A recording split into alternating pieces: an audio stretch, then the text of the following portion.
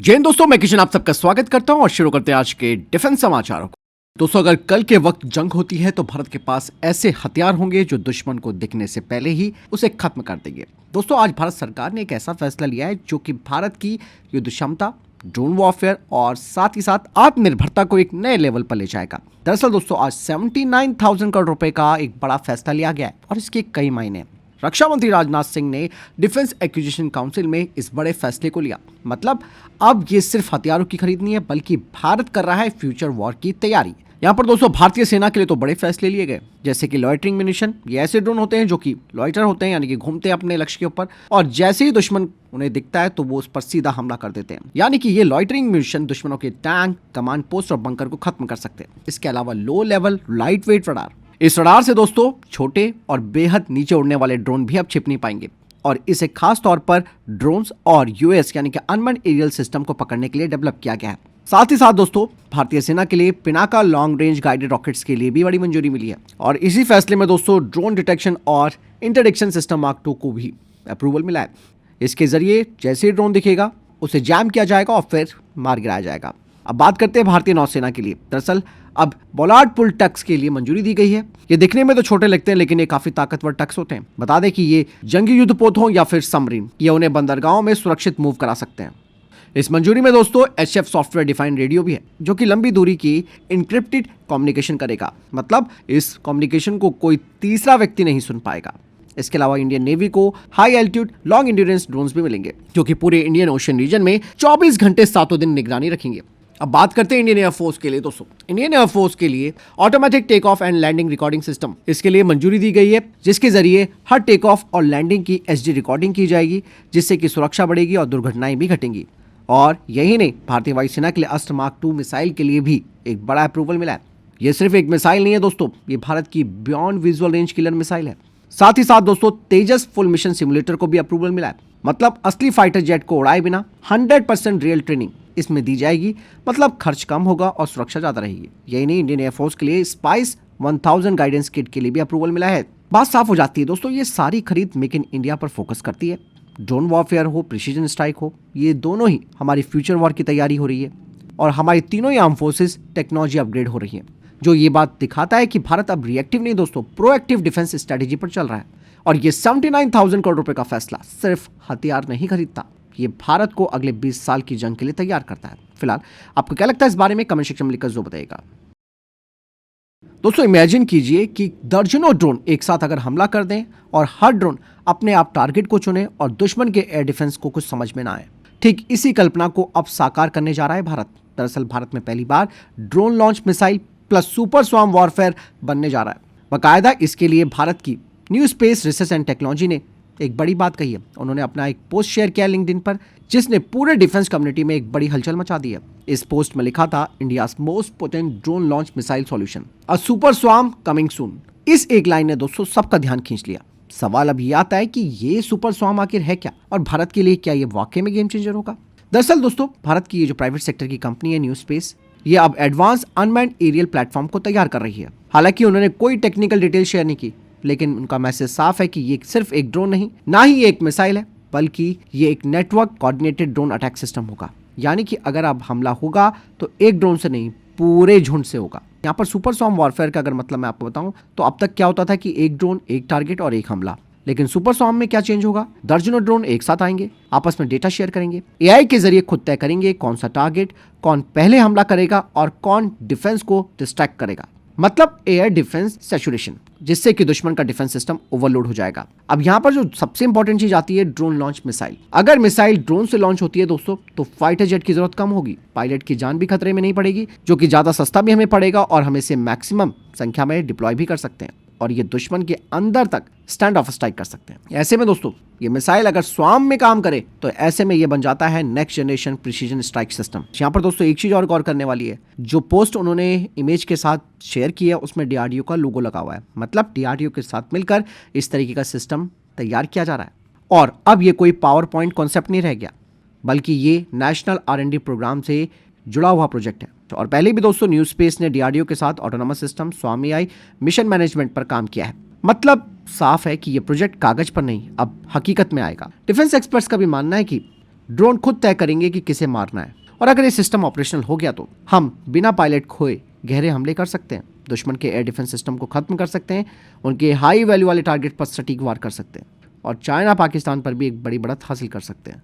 यानी कि दोस्तों, फ्यूचर वॉर में भारत पीछे नहीं है, अब आगे है, क्योंकि आज की लड़ाई न सिर्फ टैंकों से जीती जाती है, न सिर्फ फाइटर जेट से, बल्कि आज की जंग जीती जाती है AI, drone, swarm plus precision से।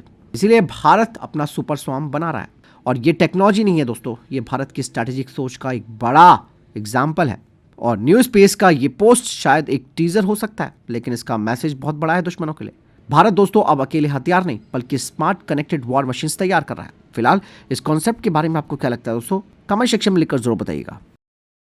दोस्तों, भारत का ALH ध्रुव NG अब ये जल्द ही अपनी पहली उड़ान भरने जा रहा है। कहा जा रहा है कि ये सिर्फ एक अपग्रेड नहीं है, बल्कि ये नेक्स्ट जनरेशन का ध्रुव है। इस नए हेलीकॉप्टर में टेरेन वार्निंग सिस्टम लगाया गया है, मतलब पहाड़ों में टकराव से पहले अलर्ट मिल जाएगा। ट्रैफिक कोलाइजन अवॉइडेंस लगा है, यानी कि हवा में टक्कर से सुरक्षा से मिलेगी। सैटेलाइट फ्लाइट ट्रैकिंग लगा है, मतलब हर पल की लोकेशन लाइव इसे मिलती रहेगी। और साथ ही साथ इसमें ADS-B सिस्टम लगा है, मतलब एयर ट्रैफिक से बेहतर तालमेल कर सकता है। इसका वजन 5500 किलो है, स्पीड 250 किलोमीटर प्रति घंटा। यह हेलीकॉप्टर दोस्तों कई तरीके के रोल्स में इस्तेमाल होगा, जैसे कि search and rescue, air ambulance, offshore operation, पहाड़ी और आपदा राहत में। इसके अलावा इसमें 9 से 14 यात्री भी आ सकते हैं, यानी कि VVIP मोमेंट के लिए भी इसका इस्तेमाल किया जा सकता है। मतलब साफ है दोस्तों, ALH ध्रुव NG भारत का स्वदेशी एविएशन ताकत का एक नया चैप्टर बनने जा रहा है, जो कि made in India, safer, smarter, multi role helicopter है।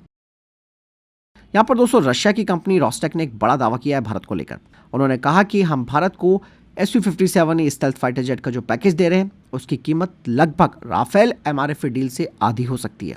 जहां भारत को 114 राफेल फाइटर जेट के लिए वेपन, ट्रेनिंग और इंफ्रास्ट्रक्चर पर भारी खर्चा करना पड़ेगा। ऐसे में रशिया ने कहा कि भैया हम इस बजट में भारत को 200 से 230 Su-57 फाइटर जेट दे सकते हैं। यहाँ पर सबसे बड़ा फर्क क्या है दोस्तों, वो मैं आपको बताऊंगा।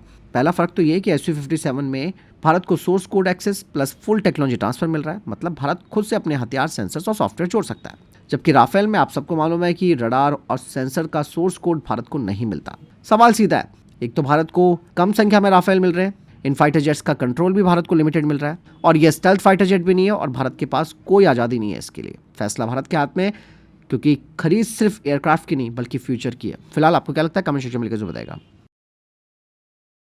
इसके अलावा दोस्तों भारत सरकार ने 87 मेल ड्रोन की आने वाली टेंडर प्रोसेस में मेक इन इंडिया के नियम को और सख्त कर दिया है। यानी कि अब भारत में सिर्फ असेंबली नहीं चलेगी, यानी कि अगर कोई विदेशी कंपनी भारतीय कंपनी के साथ मिलकर ड्रोन्स को भारत में असेंबल कर रही है तो अब ये नहीं चलेगा। मतलब ड्रोन भारत में बनने चाहिए, एयरफ्रेम से लेकर सेंसर तक टेक्नोलॉजी ट्रांसफर जरूरी होगा। इवन EO/IR कैमरे सिस्टम भी भारत में रिपेयर और अपग्रेड होंगे, जिसका मतलब साफ है कि जंग के समय हमें विदेशी कंपनी का इंतजार नहीं रहेगा। और सबसे महत्वपूर्ण फैसला तो दोस्तों इंजन इंटीग्रेशन को लेकर है, जो कि भारत में होगा, क्योंकि अगर इंजन विदेशी है तो उस कंपनी को भारत में फैक्ट्री या पार्टनरशिप बनानी होगी। मतलब स्पेयर पार्ट भारत में बनेंगे, रिपेयर भी भारत में होगा, जिससे कि सप्लाई चेन की ब्लैकमेलिंग जो है वो खत्म होगी। भारत सरकार का मैसेज साफ है, शॉर्टकट डील नहीं चलेगी भैया, हमें लॉन्ग टर्म ड्रोन इकोसिस्टम चाहिए। ये 87 ड्रोन सिर्फ निगरानी नहीं करेंगे दोस्तों, बल्कि ये भारत को ग्लोबल ड्रोन मैन्युफैक्चरिंग हब की तरफ भी ले जाएंगे। फिलहाल आपकी क्या राय इस बारे में, कमेंट सेक्शन में लिखकर जरूर बताएगा।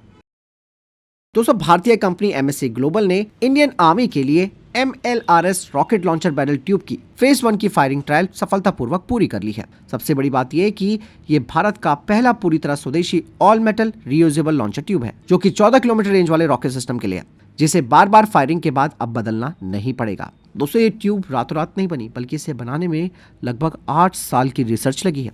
बाकायदा इस प्रोजेक्ट में IISc, NABL लैब्स और मेटलर्जी एक्सपर्ट्स इन सब का योगदान रहा, जिससे कि ये जो रीयूजेबल लॉन्चर ट्यूब है वो ज्यादा गर्मी, प्रेशर और तेज फायरिंग झेल सकती है।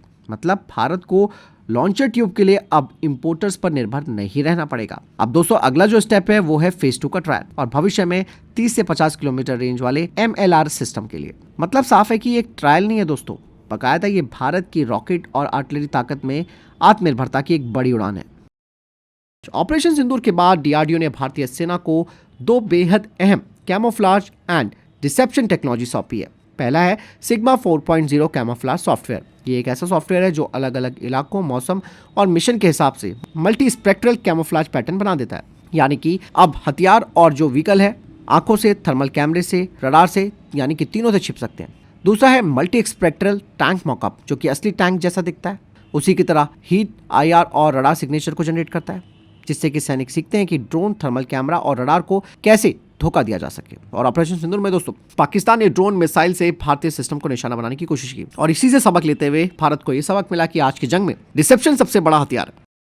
अडानी ग्रुप ने दोस्तों एक बड़ा ऐलान कर दिया है। कंपनी अब 2026 में 1.8 लाख करोड़ रुपए की डिफेंस मैन्युफैक्चरिंग में इन्वेस्टमेंट करेगा, जिसमें फोकस होगा ड्रोन और autonomous system, guided missile, loitering munitions, AI sensors और मिलिट्री इलेक्ट्रॉनिक्स, और साथ ही साथ पूरे देश में MRO इंफ्रास्ट्रक्चर तैयार करेंगे।